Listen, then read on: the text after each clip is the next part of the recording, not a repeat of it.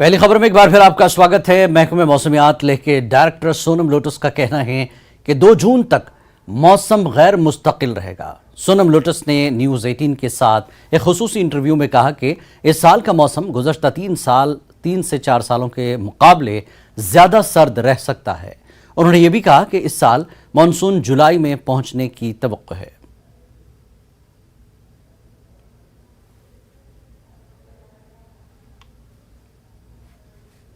Waste India में weather जो है ओवरऑल टेम्परेचर जो है बिलो नॉर्मल रहा है। इवन लद्दाख में भी इस बार पिछले 4-5 साल की तुलना में इस बार मई के महीने में अप्रैल मई के महीने में काफी मतलब बिलो टेम्परेचर रहा है। बल्कि इस बार मई में टेम्परेचर कम से कम जो minimum temperature -3.4 degree Celsius record किया गया लेह में, जो कि मतलब नया नहीं है, बल्कि ऐसा ओकेजन बहुत रेयर है।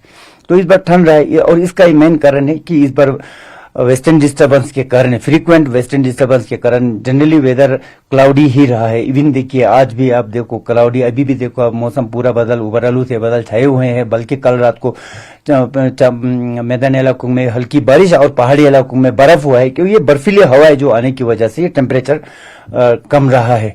तो आने वाले दिनों में भी बिल्कुल 2 तारीख तक तो पेशन हुई, जैसे भी फोरकास्ट था 2 तारीख तक वेस्टर्न डिस्टर्बेंस एक्टिव थोड़ा है, जिसकी वजह से क्लाउडी रहेगा, बीच बीच में बारिश और पहाड़ी इलाकों में बर्फ होने का इम्कान है। जैसे आज भी लेह मनाली रोड पे शिंकुला या दरचा साइड में, चंद जगहों पे पराला चला साइड में बर्फ हुआ है। तो अभी भी 1-2 दिन ऐसा ही रहने का इम्कान है।